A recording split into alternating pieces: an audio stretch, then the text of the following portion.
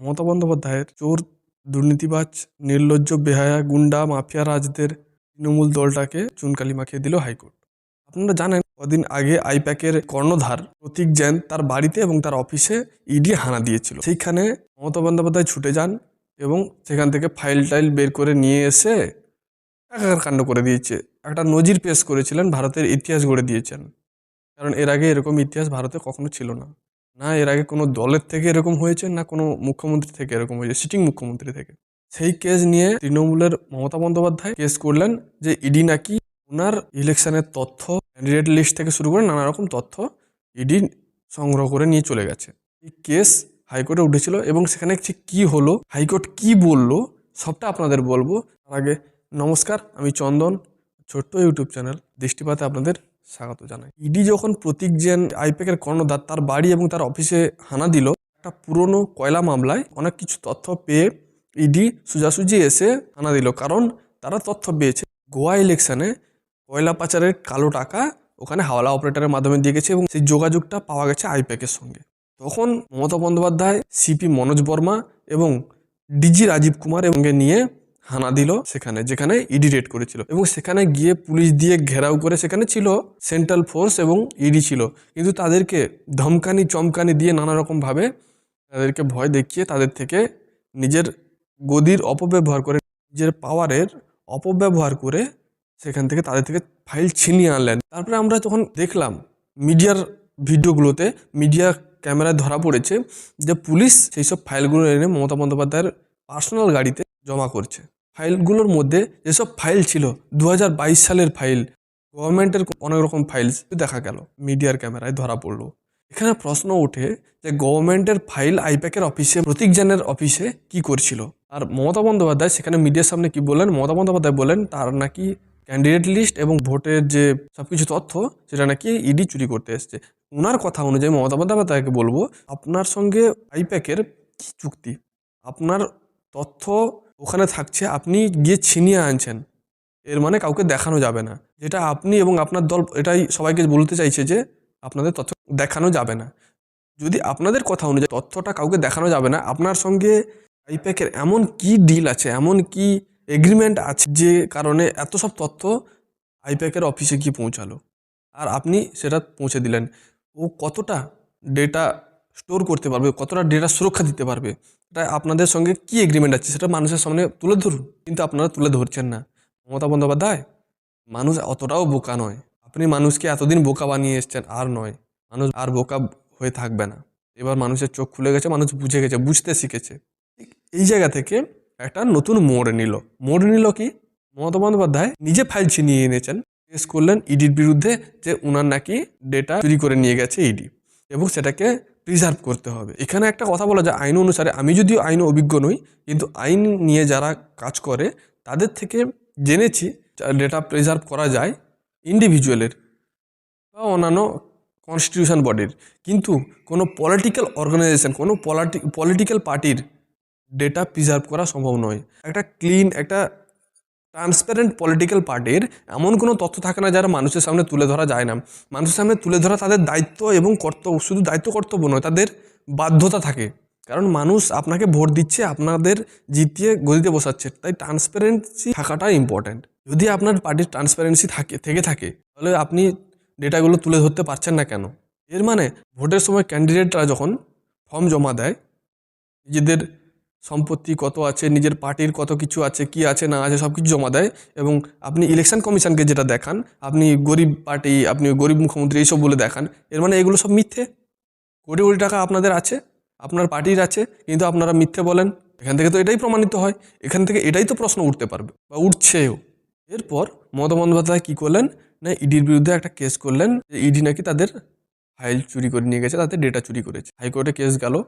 প্রথম দিন ED case করলো মমতা বন্দ্যোপাধ্যায় যে ফাইল ছিনিয়ে এনেছেন সেই বিরুদ্ধে, এর কাজে বাধা দিয়েছে এই বলে। কিন্তু তৃণমূল এবং তৃণমূলের দলের কর্মীরা ওখানে গিয়ে হাঙ্গামা করলো, কেস চলতে দিল না। প্রথম দিন কেস বন্ধ হয়ে গেল। মমতা বন্দ্যোপাধ্যায়ের করা কেস ইডির বিরুদ্ধে, সেই কেসটা শুরু হলো। মমতা বন্দ্যোপাধ্যায়, যিনি দাবি করছেন যে তৃণমূলের কর্ণধার হয়েই গেছিলাম, আমি মুখ্যমন্ত্রী হয়ে যাইনি, মমতা বন্দ্যোপাধ্যায় যে তৃণমূলের কর্ণধার, ওনাকেই বলবো সম্মান রেখে, কারণ আমি এই মুহূর্তে মুখ্যমন্ত্রীকে বলছি না, তৃণমূলের কর্ণধার যিনি ওনাকেই বলছি। ওনাদের মুখে হাইকোর্ট চুনকালি মাখিয়ে দিল, এই দলটার মুখে।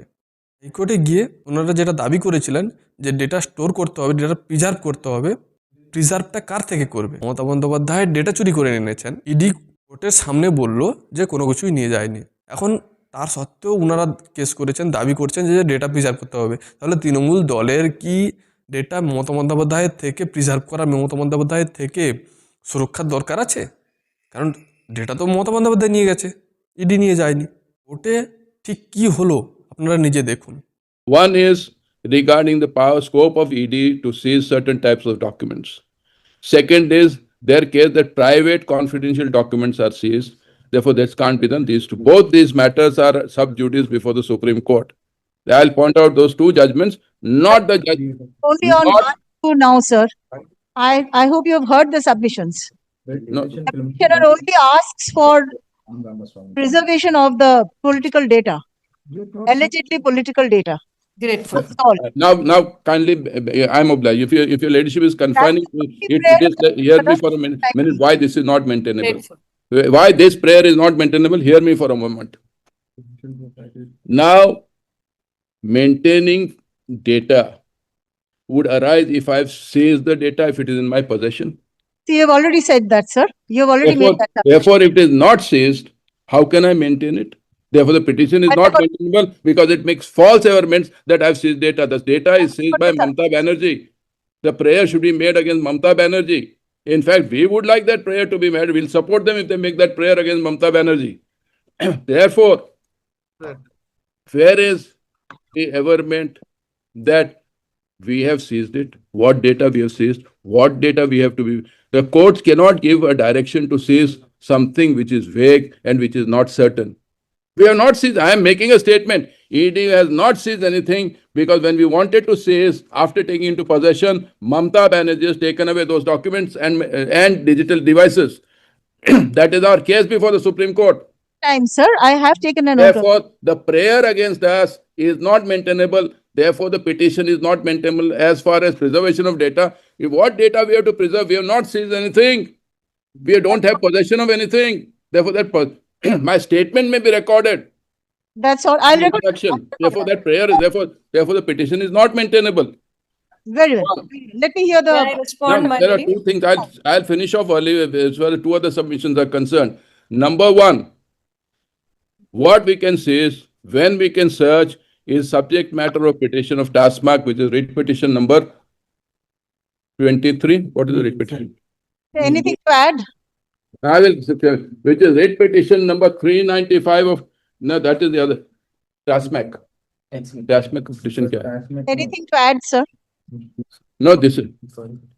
So that's. I'll give the number of petitions which are pending on this point. SLP criminal 80448 of and 8049 of 2025. This is TASMAC regarding the power and scope of ED to seize and search documents. That is 80. Then as far as Supreme Court guidelines for search and seizure of digital devices pending before the Supreme Court, may I give the case numbers? Foundation of Medical Professionals versus Union of India, writ petition criminal 395 of 22. Then Amazon Sellers Services Private Limited versus Directorate of Enforcement, writ petition civil 1081 of 22. TPK News Click Private Limited versus Union of India, writ petition criminal 679 of 23. Future Gaming and Hotel Services Private Limited versus Directorate of Information, writ petition criminal 515 of 24. I'll give a list. View Now Infotech Private Limited versus ED, writ petition criminal 63 of 25. State of Tamil Nadu versus Director of Enforcement, special criminal number, SLP criminal number 7958 of 25. And the last one is the TASMAC. So all these matters in the Supreme Court are seized with the powers of ED to seize documents, including private documents. This matter is live and kicking before the Supreme Court. Therefore, when the matter is live and kicking before the Supreme Court, the judicial propriety requires, not in the second matter also, that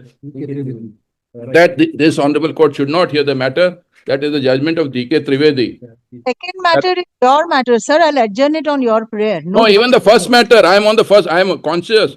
Second matter also, all these judgments and all this I'm citing with respect to the second matter. First matter is our own petition. First matter is no longer on merits now. They are requesting a very limited direction. So let me hear, sir. Let me hear Let me, on the ground that the Enforcement Directorate has filed SLP, Special Liquidation Court, before the Honorable Supreme Court, and with prayers which are almost identical to that of the present application. Stop. The Honorable Supreme Court is in session of the matter. Paragraph in view of the above, comma. The matter is adjourned.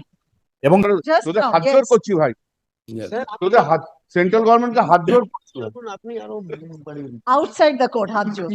Not But I am submitting only that hearing of the petition 2 is also commenced.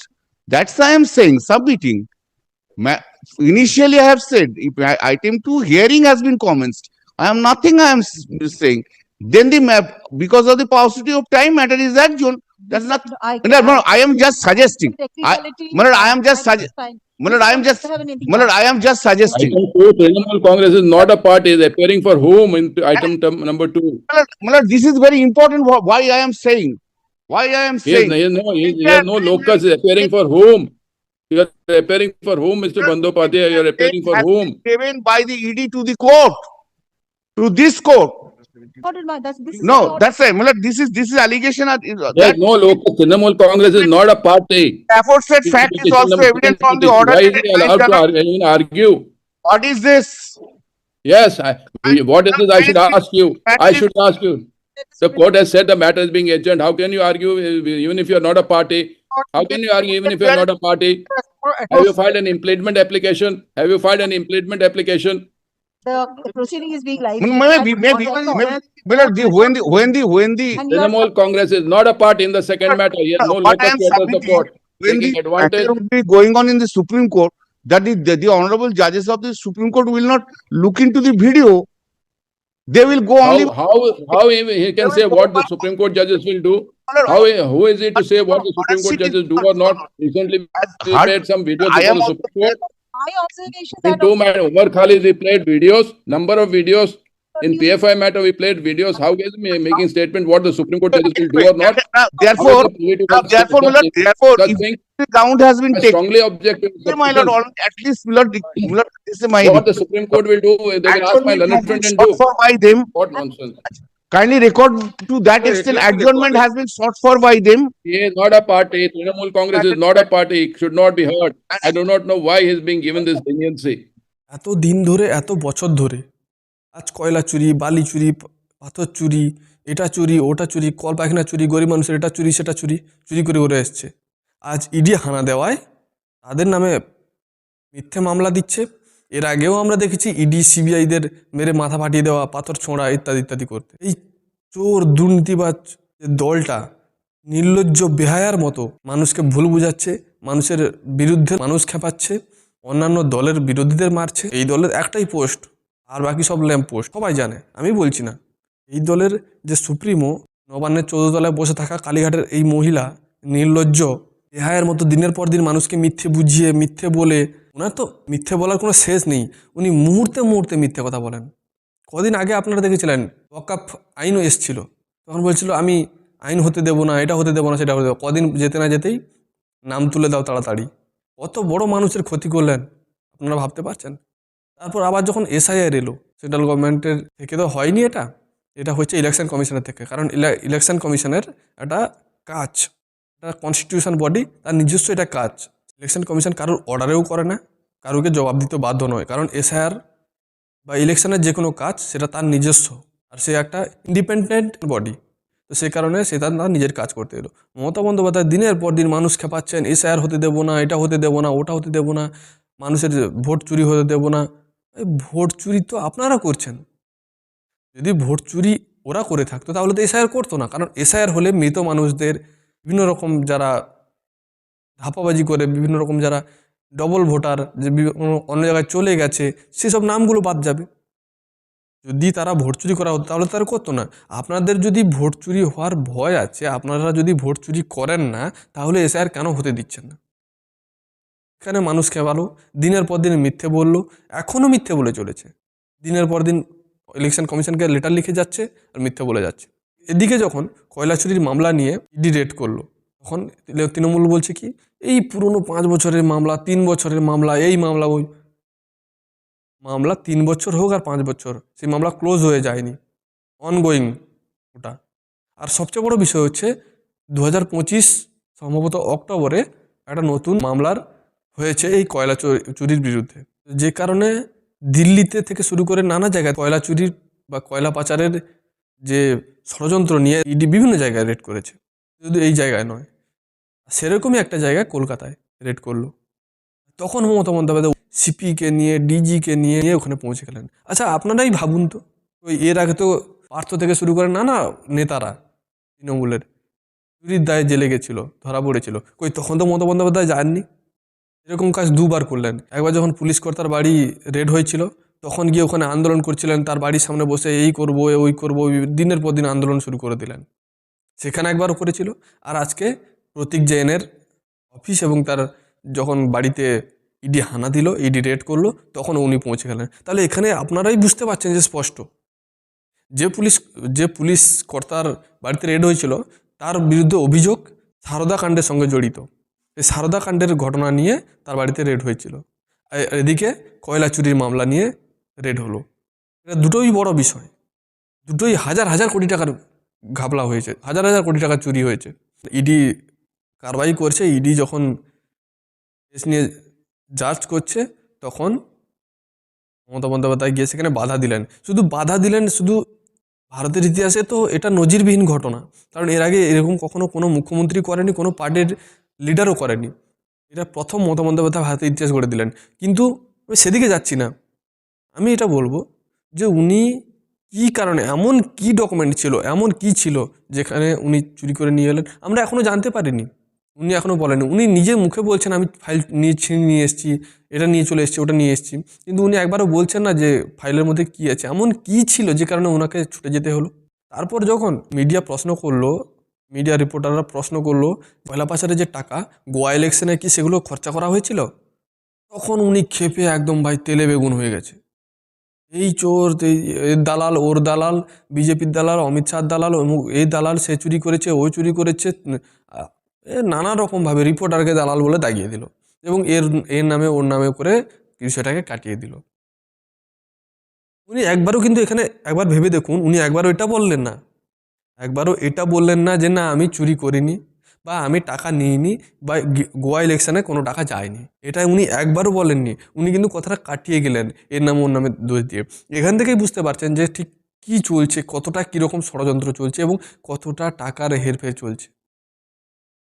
আর এর মধ্যে এমন কেউ ছিল যাকে বাঁচানোর জন্য মমতা বন্দ্যোপাধ্যায় ছুটে গেলেন। এরকম কেউ হতে পারে, আপনারা সবাই জানেন, যাকে বাঁচানোর জন্য মমতা বন্দ্যোপাধ্যায় নিজের গদি, নিজের পাওয়ারকে অপব্যবহার করে, নিজের সব কিছু অস্তিত্বকে আঁকড়ে রেখে রিস্ক নিয়ে ছুটে যেতে পারেন। এটা সবাই জানে, নতুন করে বলে দিতে হবে না, আমি এটা নাম নিয়ে বলছি না, আপনারাই বুঝে নিন আর কমেন্ট করে জানান যে সেই ব্যক্তিটা কে। ভিডিওটা ভালো লাগলে ভিডিওটা লাইক করবেন, শেয়ার করবেন, চ্যানেলটি সাবস্ক্রাইব করে পাশে থাকতে ভুলবেন না, যাতে নতুন নতুন ভিডিও সবার আগে আপনার কাছে নোটিফিকেশান পৌঁছে যায়। নমস্কার, জয় হিন্দ, বন্দে মাতরম।